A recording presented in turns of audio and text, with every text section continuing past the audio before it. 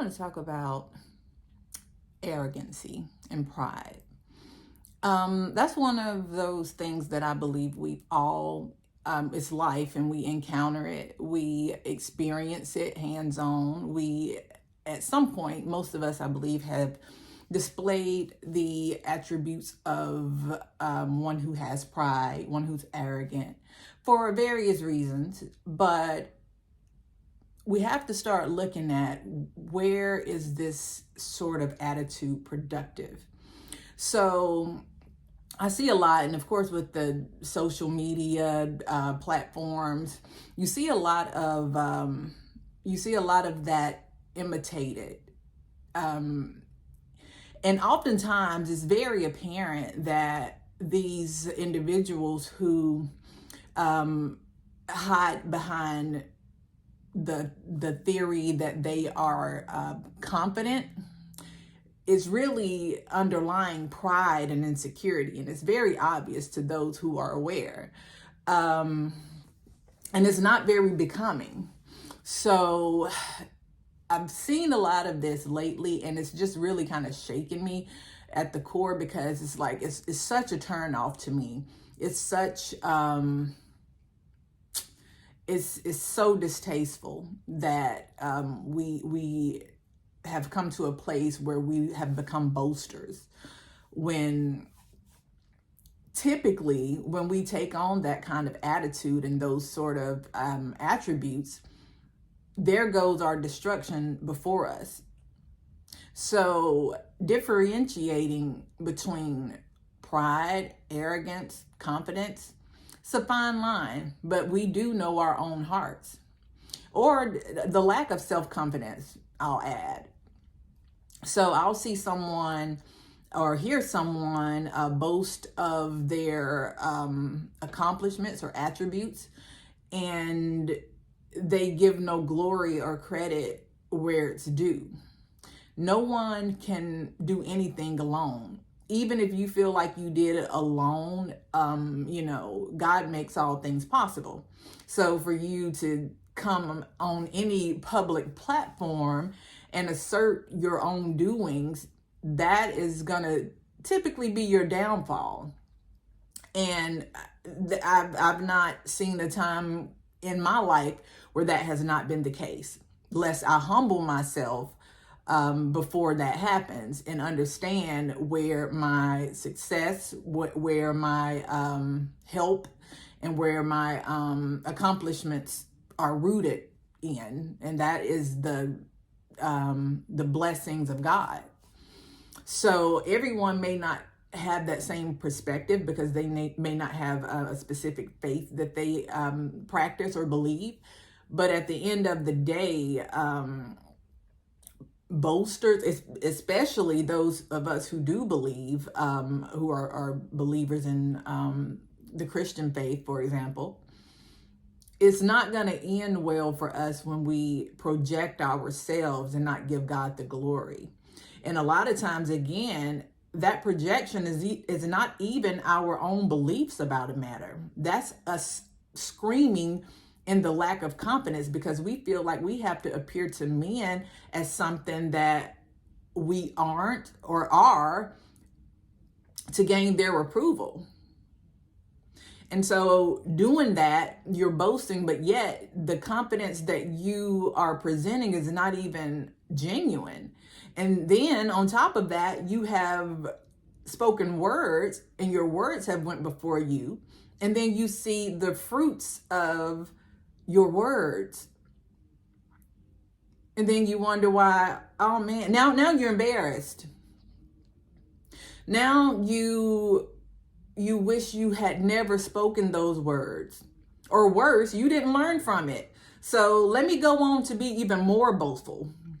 So if you see a pattern of, and I'm not to say that things don't happen sometimes, trial and tribulation, but typically, I mean, if you really tap into wisdom, you can see that this is a result of pride, especially if it's followed up by a contradictory situation in your life that happens.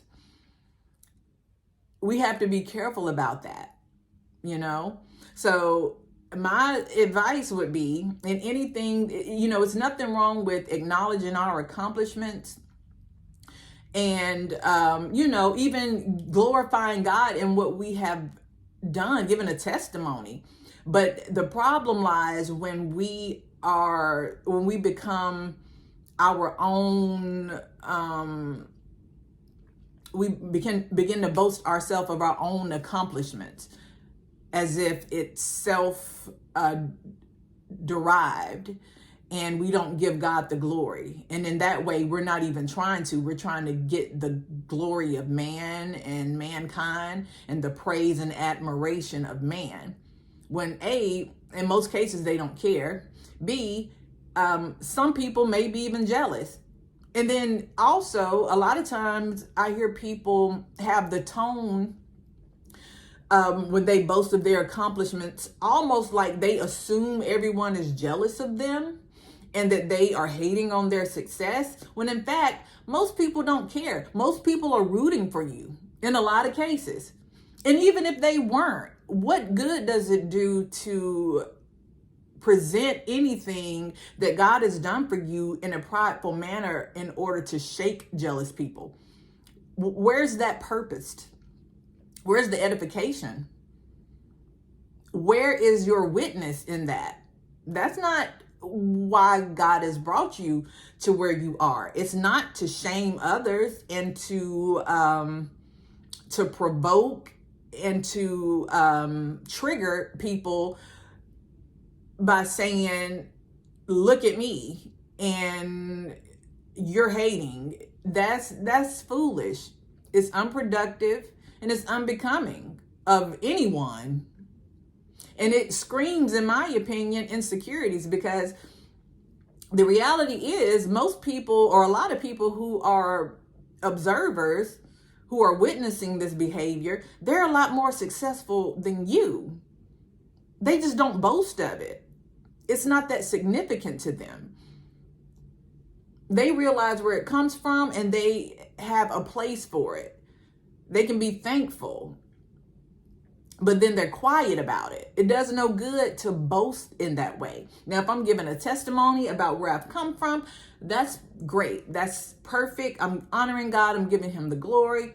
And I am acknowledging my accomplishments and my challenges and everything like that, hopefully to encourage someone else, not to try to make them jealous or to try to get everybody's attention on me in that I'm doing good, or let me show you all of what I'm doing in my life so that you can look at me and have some kind of feeling towards me. Because it's almost like they hope people are jealous of them. This is the kind of tone they take on. Because if you didn't, you wouldn't use the language that speaks to that. It would just be a testimony. Here I am, I'm celebrating, thank God for it, or I've accomplished this, thank God. Not arrogancy, not words that speak of ill will towards others or comparison towards others. That's really tacky, especially, I don't know. That's just my perspective on it. I see it a lot, and it almost makes me, I definitely cringe.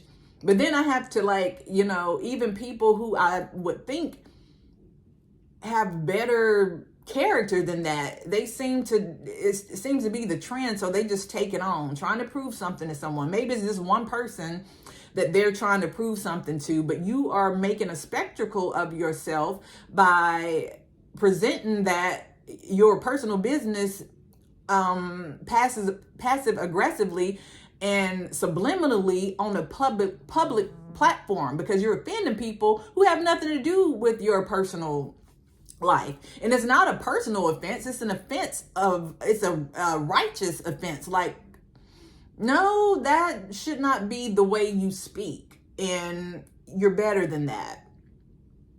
So I've had to unfollow people and block them, and I can't tolerate, because it does trigger me. I can't tolerate pride to that degree. It shakes my spirit, and I'm like, no, this is not this can't help anyone in the right way. Now, people may, for the reason of seeming agreeable, or that they aren't that person that you find, that you feel may be jealous, they may even support, promote it, encourage it, make compliments or comments towards what you're saying for that reason. But even that, to me, that's why I don't, like, I'm not going to endorse foolishness. If I see you posting something foolish and prideful, I'm not going to endorse it. I don't care who you are and what you think of yourself. I care what God thinks and what he says. So I'm following that order, and I'm turned off from it because my spirit is turned off from it. So